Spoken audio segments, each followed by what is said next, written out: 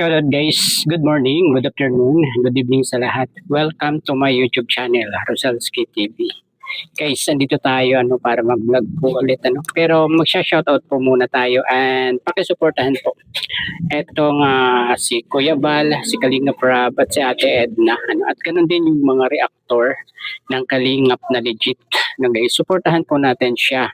At itong mga reactor sa Karaba tulad ni Kuya Noli, Darlene Vlogs, Gandang Imi, Teacher Ed, and Ma'am,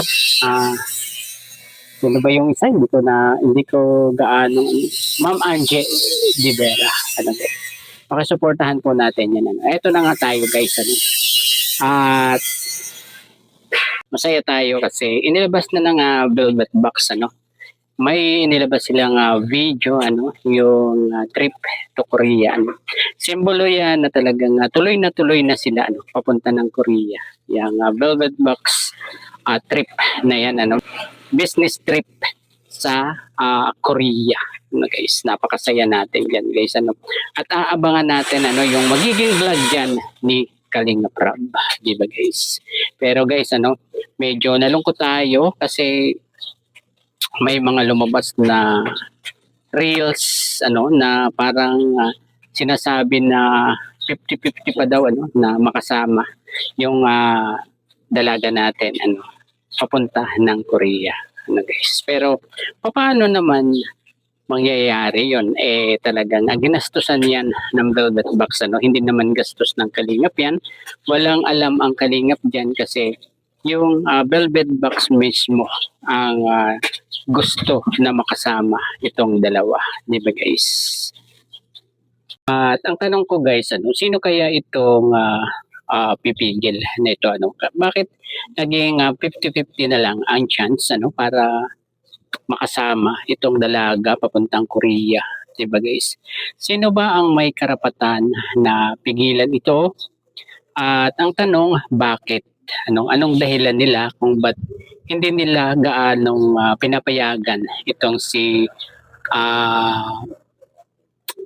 involved na Kalingap Angel nang papunta sa Korea.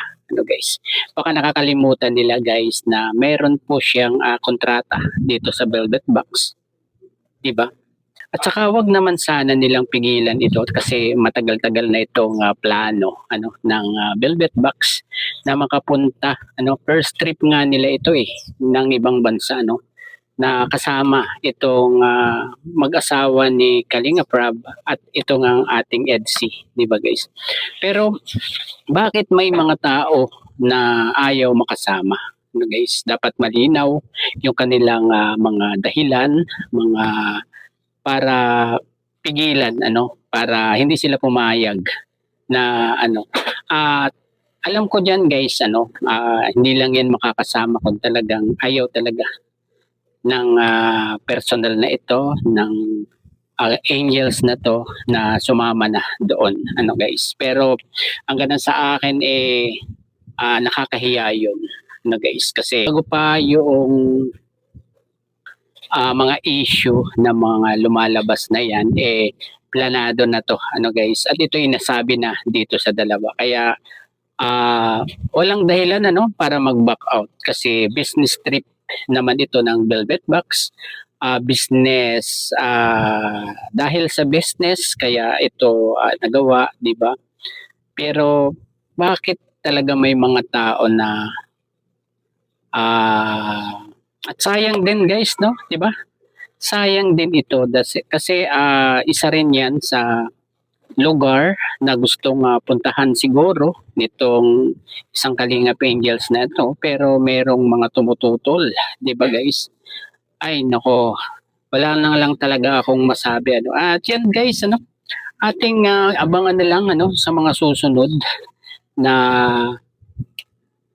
kabanata guys. So matagal-tagal pa naman 27 April 27 naman po ang alis nila.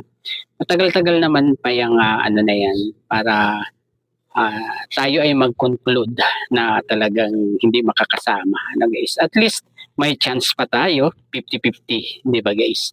Kaya lang sa buhay ng tao guys yung 50-50 ay delikado na talaga na guys. Ayun, siguro hanggang dito na lamang po. Bye-bye. God bless po sa lahat. Peace.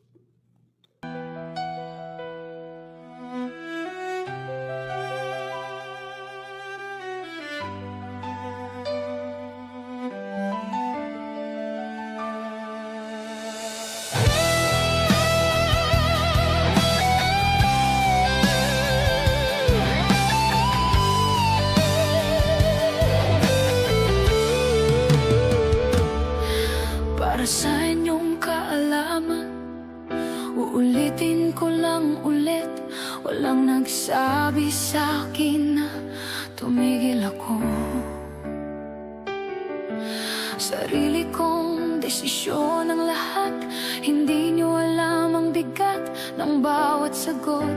Tahimik ako pero hindi ibig sabihin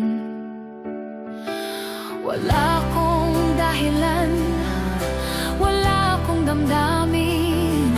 Kung alam nyo lang ang totoo, bakit kailangan ko tong gawin para sa mahal ko?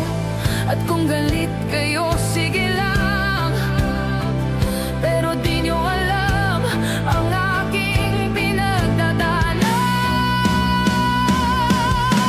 Hey, kayong one-sided na tao, kung mahal nyo siya, tumahimik kayo. Hindi to para sa sarili ko, ginawa ko to para sa kanya. Hey, bakit ba kayo sumisigaw? Ako tong unti-unting nauubos ngayon. Pinili kong masaktan para lang siya ang hindi masaktan.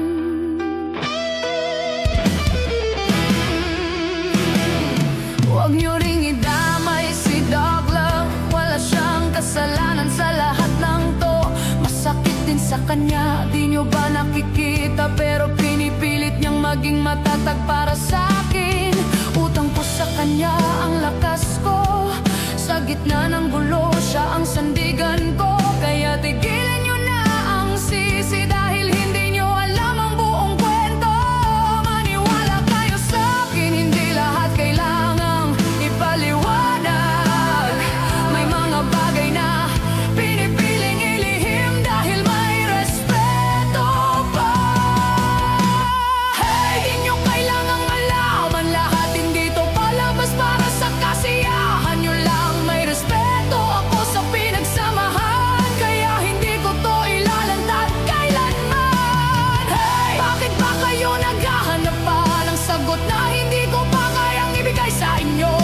Tahimik ako, hindi dahil mahina, kundi dahil mahal ko siya sobra, sobra.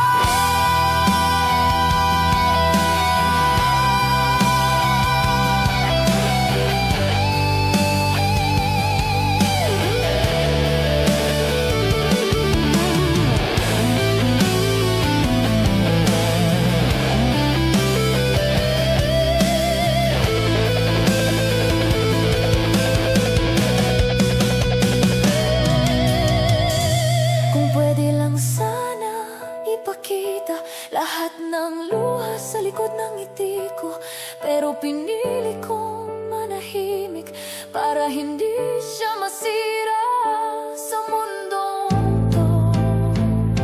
Hindi nyo alam kung gaano ko siya kamahal.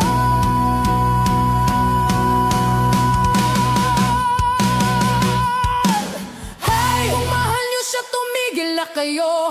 Hayaan nyo kaming huminga kahit saglit lang. Oh, hindi lahat ng kwento kailangang ipaglaban sa ingay ng mundo. Hey, ako na ang masama kung gusto nyo, ako na ang may kasalanan sa paningin nyo. Basta siya ay ligtas kahit ako ang masaktan. Okay na ako, kaya please, tumahimik na lang. Para sa